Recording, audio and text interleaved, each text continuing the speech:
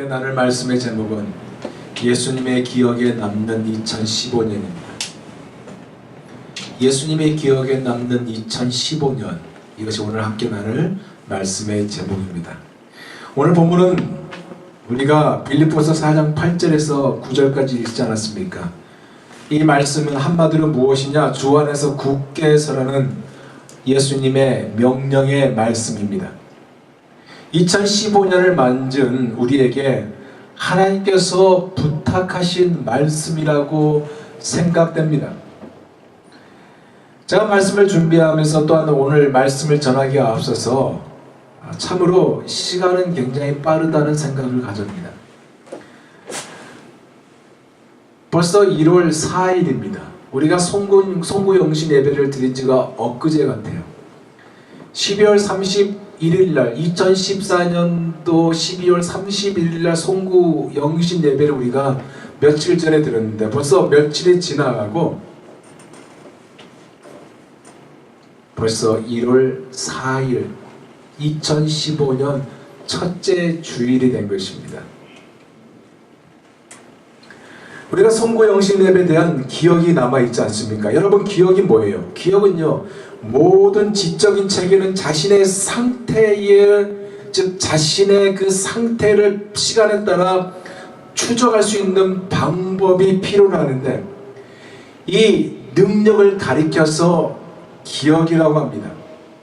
그래서 단지 이것들을 가지고 몇 초 전의 상황을 떠올리는 것과 오랜 시간 전의 일들을 떠올리는 것들이 있는 것입니다. 인간은요, 과거를 현재의 상황에 맞춰서 편향적으로 기억하는 습성이 있는데, 이것을 꿈을 꾸는 사람으로 또한 남게도 합니다. 여기서 말하는 꿈은요, 우리가 잠을 잘 때 꾸는 꿈이 아니라 비전이라고 말합니다. 즉 자기보다 넓은 세상을 어렴풋이 내다보며 주변 사람들이 이룰 수 없다고 하는 목표와 비전을 향해 담대히 나가도록 하는 것이 비전인데, 비전은 우리 자신의 정체성과도 연관을 맺고 있지 않습니까? 헬리나우에는요, 오늘 이 빌립보서 4장 8절에서 9절의 말씀, 이 오늘 본문의 말씀을 이 비전으로 소개하고 있으면서 예수님의 치유하심과 예수님의 붙드심과 예수님의 인도하심을 생각나게 하는 사람으로 표현을 했습니다. 그가 이렇게 표현을 한 이유는요, 오늘 그리스도인들이 마땅히 해야 하는 것의 최종에는 예수님이 있기 때문에 그렇게 말을 한 것입니다. 따라서 저 또한 이 세 가지를 오늘 같이 나누면서 함께 은혜 받고자 합니다. 첫째로, 예수님의 치유에 생각나는 사람입니다. 요즘 한국 사회에서 널리 받아지고 있는 치유에 대한 의미는요, 육신의 치유보다 아마도 마음의 치유일 것입니다. 예수님은 인간을 전 인격으로 보았고요, 육체의 치유를 정서적으로 영적 치유를 이렇게 달리 구분하지 않으셨습니다. 즉 그 가운데 예수님의 용서가 머물렀다는 것입니다. 그러면 여러분, 무엇을 가리켜서 용서라고 하는 것일까요? 용서라는 것은요, 행했다고 생각하는 것이 실제로는 일어난 적이 없는 것을 가리켜서 용서라고 합니다. 용서는 그래서 한계가 없는 겁니다. 한계가 있다면 용서가 될 수 없어요. 한 예로요, 주님께서 이런 말을 했어요. 70번씩 7번이라도 용서해 주라고 말씀하고 있는 것이 있습니다. 이 말은요, 한계가 없단 말입니다. 만약에 용서하는 게 한계를 두고 있다면 그것은 용서가 아니죠. 그것은 말뿐인 용서이지 진정한 용서가 될 수 없습니다. 그래서 용서는 한계가 없는 거예요. 용서는 또한 의무이고 책임입니다. 그런데 이것은요, 용서받아야 하는 자에 대한 책임입니다. 왜냐하면 자신의 죄악에 대해서 솔직하고도 적나라한 인정을 해야 하기 때문에 그래요. 그래서요, 본해퍼는요, 회개함이 없는 용서는 값싼 싸구려 은혜라고 하였던 것입니다. 사랑하는 성도 여러분, 예수님의 생애는요, 하나님의 나라에 대한 것이고 죄를 용서받는 것으로 요약됩니다. 안 그렇습니까? 우리가 예수를 믿는 것에 대한 정의가 무엇이에요? 우리가 예수를 믿는 것은 무엇을 말하냐 이거예요. 옛사람이 죽고 새 사람으로 다시 사는 거듭남 아닙니까? 바꿔 말하면 하나님의 자녀로의 회복인데, 하나님의 자녀가 되는 회복은 반드시 회개가 따라와야 하는 것이거든요. 하지만 우리가 살고 있는 이 포스트 모더니즘 시대는 옳고 그른 것을 따지지 말아야 한다고 가르치고 있고, 다른 것만 있을 뿐 틀린 것은 없다고 가르치고 있는 시대가 바로 이 포스트 모더니즘 시대 아닙니까? 한마디로 뭐예요? 죄를 부정하고 있는 거예요. 이런 현실 앞에서 하나님은 요한 1서 1장 8절에서 9절에 이렇게 말씀하고 있습니다. 우리를 각인시키고 있다는 얘기예요. 이 말씀에 우리가 죄가 없다면, 그러니까 저와 여러분이 죄가 없다고 말을 하면 우리는 자기를 속이는 것이요, 진리가 우리 속에 있는 것이라 하였고, 진리가 우리 속에 없는 것이라 하였고, 우리가 우리 죄를 자백하면 하나님은 신실하시고 의로우신 분이셔서 우리 죄를 용서하시고 우리를 모든 불의에서 깨끗하게 해 주실 것이라고 말씀하고 있는 것입니다. 무슨 말씀입니까? 비록 우리의 현실이 죄를 지을 수밖에 없는 상태이고 죄의 유혹 앞에 무력하지만, 죄를 지었다고 생각되면 지체 없이 그 죄를 하나님께 자백하는 우리 모두가 되어야 한다는 말씀입니다. 이럴 때요, 치유가 일어나는 거예요. 여러분, 치유는요, 사귐에서 시작되는 것이거든요. 사귀는 것은 무슨 얘기입니까? 좋아하는 사람들이 지속적으로 만나 함께하고 시간을 보내고 서로 주고받는 것을 가리키는 것이 아닙니까? 여러분이 하나님과 늘 사귀어 살면요, 예수의 피가 늘 여러분 안에 흘러넘쳐서 참된 치유가 존재된다는 사실을 여러분 믿으시기 바랍니다. 이 사귐을 통해 예수님도 아주 은밀한 영역에서 여러분의 고통스러운 잊힌 기억들을 끄집어내가지고요, 치유하실 것입니다. 원하기는 2015년 예수님과 사귐이 풍성하시는 여러분 모두가 되시기를 예수 그리스도 이름으로 축원드립니다. 두 번째로, 예수님의 붙드심을 생각나게 하는 사람입니다. 여러분, 붙드심이라는 의미는요, 서로 지탱해주고 견고히 세워 나간다는 의미입니다. 다른 말로 표현하면 향기가 있다는 말이에요. 왜 그렇습니까? 상대를 붙들어 줌으로 건강함을 만들어내기 때문에 그렇습니다. 개그맨 중에 유재석 씨라는 사람이 있습니다. 여러분, 유재석 씨를 모르는 사람이 없을 거예요. 잘 알아요. 유재석 씨가 바로 이런 경우라고 어느 대인관계 컨설팅을 하는 사람이 이야기하는 것을 들었어요. 왜 그러냐? 그가 게스트 한 사람 한 사람 모두에게 잘 살려주고 좋은 것들로 마무리를 하기 때문에 그렇다는 겁니다. 맞아요. 그런데 보세요. 사도 바울은요, 그리스도인을 어떻게 표현했냐면 향기라고 표현했어요. 고린도후서 2장 15절 말씀입니다. 우리는 구원 얻은 자들에게나 망하는 자들에게나 하나님 앞에서 그리스도의 향기니. 한마디로 예수 냄새가 나는 사람이 예수의 사람이란 말이에요.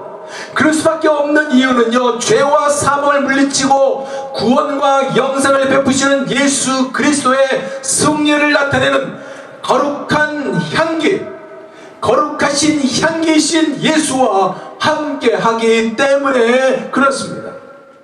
여러분이요, 여러분의 몸에 향수를 뿌리면 그 향기가 여러분의 주위에 나는 것처럼 예수의 사람은요, 더럽고 추악한 냄새가 진동하는 이 세상에서 예수의 향기를 발휘하게 되어 있는 거예요. 우리가 만약에 예수의 향기보다 세상의 향기를 쫓아간다면 세상의 냄새가 날 것이고 예수님의 붙드심을 경험하지 못하게 되는 것입니다. 그럼 우리가 어떻게 예수의 향기를 낼 수 있을까요? 그것은요, 예수 그리스도와 함께하는 것입니다. 요한복음 6장 56절에 이렇게 말씀하고 있어요. 내 살을 먹고 내 피를 마시는 자는 내 안에 거하고 나도 그의 안에 거하나니. 그러니까 늘 같이 있는 것이에요. 원하기는 여러분이 이 주인공이시면, 여러분이 예수와 늘 함께함으로 예수의 향기가 가득하시기를 예수 그리스도 이름으로 축원드립니다. 이런 찬양이 있잖아요. 주님 말씀하시면 내가 나아가리라. 주님 뜻이 아니면 내가 멈춰서리라. 나의 가고 서는 것 주님 뜻에 있으니 오 주님 나를 이끄소서. 후렴 가서 이래, 뜻하신 그곳에 나 있기 원합니다. 이끄신 대로 순종하며 살겠습니다. 연약한 내 영혼 통하여 주님 임하여 주옵소서. 주님 나라와 그 뜻을 위하여 오 주님 나를 이끌어 주옵소서. 2015년이 이러한 모습으로 자린매김되기를 예수 그리스도 이름으로 축원드립니다. 사랑하는 성도 여러분, 이거 아십니까? 예수의 향기보다 세상의 냄새가 나는 그 이유는요, 예수님보다 여러분 자신을 나타내기 때문에, 나 자신을 나타내기 때문에 그렇습니다. 즉 아주 작은 것이랄지라도 주님을 높여 드리는 자가 된다면 예수의 향기가 머물게 되고요, 하나님의 붙드심을 경험하게 되거든요. 하나님의 붙드심은 마치 교각을 지탱하는 수많은 줄처럼, 여러분 조지 워싱턴 브리지를 보면 얼마나 많은 줄이 탱탱하게 붙잡고 있습니까? 이렇게 교각을 지탱하는 수많은 줄처럼 탱탱하게 하나님의 붙드심이 있는 것이고요, 그 가운데 하나님의 격려와 함께 이어진다는 사실을 여러분 믿으시기 바랍니다. 여러분이 사망의 음침한 골짜기에 있다 하더라도, 흑암 중에 있다 하더라도 주의 지팡이와 막대기를 통해 여러분을 안위하실 것이고, 하나님께서 합력하여 선을 이루시는 하나님을 만나실 것입니다. 혹시 여러분이 잠시 좌절할 때도 바로 그 안에 하나님이 함께 하시는 그 은혜를 누리게 된다는 얘기예요. 그것이 뭐냐?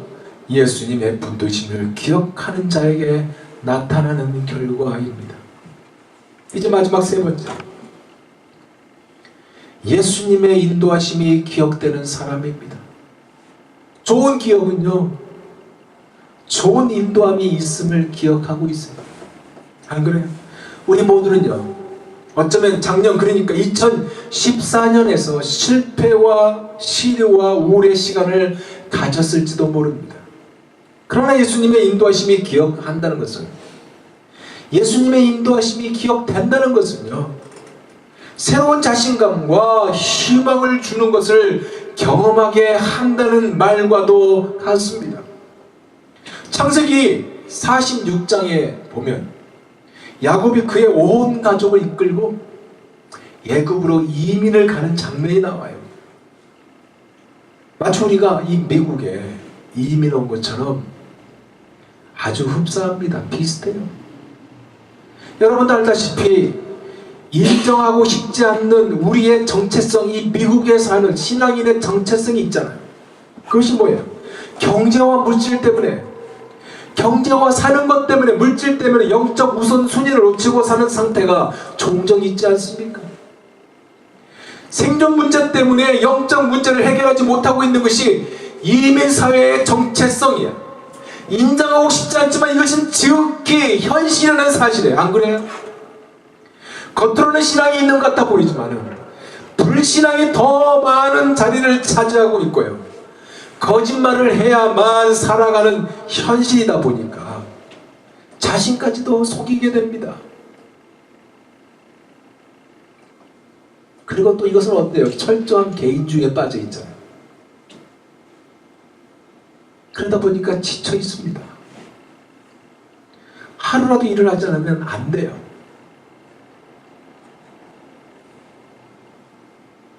제가 거래하고 있는 은행이 시티뱅크인데 하루는 디파짓 하기 위해서 기계 앞에 제가 다가가서 기계를 작동하려는 시간이었습니다. 그런데 제 옆에 은행원과 그 은행의 고객이 바로 옆에 있었어요. 본의 아니게 그 둘이 얘기한 것을 제가 듣게 된 겁니다. 은행원이 고객에게 이 기계를 이렇게 만지면서 이렇게 말합니다. 선생님 통장에 십몇만 불이 들어있는 거 확인하려면 이렇게 해야 됩니다 라고 가르치는 거예요. 제가 듣고 싶어 듣고 있는 게 아니라 옆에 있다 보니까 듣게 된 거예요. 그리고 저는 그 얘기 듣고 흘러버렸어요. 그리고 제 차에 있는 파킹장으로 내려갔는데 파킹장에서 그 고객과 눈이 마주친 거예요. 그 고객은 아마 내 생각에 한 60대 초반인가 한 중반쯤 되는 고객이었어요. 고객이 아니죠. 어떤 아저씨였어요. 그런데 얼굴이 환한 얼굴이 아니라 기쁨보다는 슬픔과 우울과 수심에 가득 차 있고 어두워 보였습니다. 그 어두워 보이는 그 사람의 얼굴을 쳐다보면서 순간 제 마음에 드는 생각은요. 우리는 하루하루를 빌 애프터 빌 이런 인생을 살고 있는 인생이 아닌가. 돈을 벌지 않으면 렌트비를 내지 못하는 그러한 현실에 살고 있는 것이 아닌가. 이 현실이 우리를 지쳐가게 만드는구나 하는 생각이 들었던 겁니다. 이런 현실이 지금 우리가 당하고 있는 현실인데, 맞고 있는 현실인데, 이 현실 속에서 벗어날 수 있는 길이 무엇일까요? 어떻게 하면 우리가 회복될 수 있을까요? 저는 예수님이라고 당당하게 말하고자 합니다. 왜냐하면 예수님만이 참된 안식과 쉼을 주시기 때문에 그래요. 마태복음 11장 28절에서 30절에 이렇게 말하고 있습니다. 수고하고 무거운 짐진 자들아 다 내게로 오라. 내가 너희를 쉬게 하리라. 나는 마음이 온유하고 겸손하니 나의 멍에를 메고 내게 배우라. 그리하면 너희 마음이 쉼을 얻으리니 이는 내 멍에는 쉽고 내 짐은 가벼움이라 하시니라. 예수님을 만나야 인생의 전환점이 될 만한 영적 체험을 하게 되고요. 예수님을 만나야 바쁜 가운데서도 쉴 만한 물가로 인도함을 받는 것입니다. 여러분, 애굽으로 갔다가 다시 가나안으로 돌아온 아브라함의 눈빛이 달라진 이유가 있어요. 그것이 뭔지 아세요? 그가 애굽에서 어떤 행동을 했습니까? 자기 아내 사례를요 누이라고 속이는 어리석은 행동을 하였던 자가 아브라함이에요. 그럼 그가 달라진 것은 뭡니까? 하나님을 만난 거예요. 하나님을 만나 그가 어떤 모습을 보입니까? 하나님을 철저히 신뢰하는 자가 되지 않습니까? 사실 심한 가뭄 때문에, 기근 때문에 애굽으로 갔던 그였습니다. 하지만 애굽에서 돌아온 그가 보인 행동은 하나님과 함께 하신다는 믿음입니다. 즉 하나님의 자기 자신과 함께 하신다는 그 믿음이 그 안에 있었던 거예요. 그래서 조카 롯에게 이런 말을 하잖아요. 창세기 13장 8절에서 9절입니다. 아브라함이 롯에게 이르되 우리는 한 친족이니 나나 너나 내 목자나 서로 다투게 하지 말자. 내 앞에 온 땅이 있지 않냐냐. 나를 떠나가라. 내가 좌하면 나는 우하고 내가 우하면 나는 좌하리라. 우리가 더 나은 현실을 위해 달려가는데 때로 이것이 우리를 힘이 드는 자리로 이끌 때가 있습니다. 하지만 지금 힘든 현실에 대한 불평이 아니라 하나님의 섭리로 생각하고 하나님의 인도하심을 받아야 하지 않을까요? 그리하면 하나님을 만나야 하지 않냐 이거예요. 우리에게 절대적인 필요가 더 나은 현실에서 주어지는 어떤 무엇이 아니라 천지를 창조하시고 우리 구원을 위해서 십자가를 지시고 부활하신 만왕의 왕이신 예수 그리스도가 우리의 백그라운드라는 사실, 이 사실이 아니냐는 것입니다. 이 사실을 안 야곱이요, 과거의 야곱이 아니에요. 요셉에 있는 애굽으로 그가 내려가잖아요. 아버지를 부르니까, 그 가족을 부르니까, 바로 왕이 부르니까 고센 땅으로 가기 위해서 야곱이 갑니다. 애굽으로 내려가지만 그가 어떻게 합니까? 하나님께 예배드리고 기도를 드리는 야곱입니다. 그랬을 때 하나님이 이상 중에 나타나서 그의 이름을 불렀거든요. 야곱아 야곱아 하면서. 저와 여러분이 예배를 드릴 때, 하나님께 예배를 드릴 때, 하나님께 여러분이 기도할 때 하나님의 여러분의 이름을 부르며 하나님과의 깊은 관계 속으로 들어가게 되고 하나님의 임재를 충만히 누리게 된다는 사실입니다. 즉 두려움에 떨며 어떻게 가난을 정복해야 될지 모르는 여호수아에게 나타나셔서 하나님은 두려워하지 말라, 어디를 가든지 하나님이 너와 함께 하리라는 그 은혜를 제공하셨듯이 여러분 앞에 주어진 2015년이 어떻게 될지는 모르는 상황이다 할지라도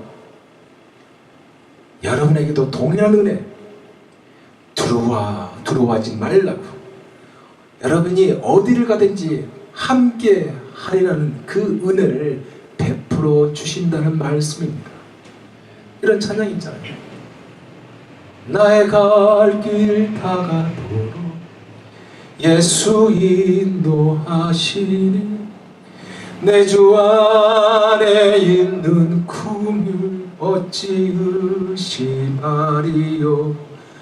믿음으로 사는 자는 하늘 위로 받겠네. 무슨 일을 만나든지 만사 형통하리라. 무슨 일을 만나든지 만사 형통하리라. 아멘입니까? 그러게요. 너무나 빠른 속도로, 너무나 빠르게 나가는 이 속도로 썩어져가는 이 세상에 대해서 탓하거나 탄식하는 것이 아니라 그게 아무런 유익이 없거든요. 정말 필요한 것이 있어요. 그 필요가 뭔지 아세요? 어두워 자가하고 썩어져가는 세상을 밝히거나 막기 위한 빛과 소금이 되기 위해서는 갖춰야 할 미덕이 필요하다는 거예요. 그것이 오늘 본문의 말씀이에요. 오늘 본문의 말씀이 뭐라고 했어요? 무엇에든지 참되는 것이 되라는 것입니다. 즉 하나님 앞에서 영적이며 도덕적인 면에서 진실하라는 말입니다. 그리고 무엇이든지 경건하라고 그랬어요. 예수님의 향기가 나타나야 한다는 말씀이에요. 재밌는 것은 여러분, 브라질 사람들이 예수를 영접하면, 그리고 세례를 받잖아요. 결단하는 것이 있대요. 그게 뭐냐? 세례교인이 되면 커피를 끊는답니다. 브라질은요, 세계에서 커피 생산이 가장 많이 나는 나라입니다. 커다란 머그컵으로 진한 블랙 커피를 자주 마시는 사람이 브라질 사람이에요. 근데 예수를 믿고 세례를 받으면 그 좋아하는 커피를 끊는데요. 왜? 왜 커피를 끊냐면 그 커피 안에 담겨있는 카페인 성분이 하나님을 만나는 일, 즉 경건한 그 일에 방해되기 때문에 끊는데요. 무슨 얘기예요? 하나님을 만나는 일이 우선이고 이것을 위해 절제가 필요한다면 그리할 수 있다는 이들의 모습이라는 겁니다. 또 어떻게 권면하고 있냐? 어떻게 명령하고 있냐? 무엇에든지 옳아야 한다고 얘기합니다. 즉 이 말은 기준이 사람이 아니라 하나님이에요. 기준이 하나님이라고 말씀하고 있어요. 원하기는 항상 여러분이 하나님이 기준이 되는, 하나님에게 묻고 하나님이 가라면 가고 하나님이 서라면 설 수 있는 여러분 모두가 되기를 원합니다. 또 무엇을 요구하고 있냐? 무엇이든지 정결해야 되고 무엇이든지 사랑할 만해야 하며 무엇이든지 칭찬할 만하다고 얘기하고 있습니다. 그것이 오늘 말씀이 우리에게 결단을 요구하고 있는 말씀입니다. 이제 말씀을 맺겠습니다. 2015년 우리에게 어떤 일이 일어날지 모릅니다. 그러나 여러분이 어떤 기억으로 2015년이 남기를 원하십니까? 하지만 빌립보서 4장 8절에서 9절 말씀, 오늘 나는 이 말씀처럼 정말로 형제들아 무엇에든지 참되며 무엇에든지 경건하며 무엇에든지 옳으며 무엇에든지 정결하며 무엇에든지 사랑할 만하며 무엇에든지 칭찬할 만하며 무슨 덕이 있든지 무슨 기림이 있든지 이것을 생각하라. 이것이 저와 여러분의 것이 되기를 원합니다. 어느 신학자가요, 예수의 향기를 내는 사람의 특징에 대해서 이렇게 말을 했습니다. 들어보세요. 그들은 함께 모였다. 그들은 함께 고난을 당했다. 그들은 함께 노래했다. 그들은 함께 전쟁에 나갔다. 그들은 함께 시험을 받았다. 그들은 함께 대회로 모였다. 그들은 함께 거했다. 그들은 함께 장막을 쳤다. 그들은 함께 만났다. 그들은 함께 부름을 받았다. 그들은 함께 짜여졌고 쌓여졌으며 연합하여 집합했다. 그들은 함께 깨끗하게 되었다. 그들은 함께 찬양했다. 그들은 함께 쉬었다. 그들은 함께 기뻐했으며 협의했고 생각했다. 그들은 함께 간구했고 그들은 함께 울었다. 그들은 함께 영광을 돌렸다. 그들은 함께 택함을 받았고 그들은 함께 하늘에 앉혀졌다. 이것이 정답이에요, 여러분. 예수님을 기억하게 하는 여러분요, 하나님의 여러분과 함께함을 누구보다 경험하게 되어서 2015년 이 올 한 해가 예수님의 기억에 남는 한 해가 되시기를 예수 그리스도 이름으로 축원드립니다. 기도하겠습니다.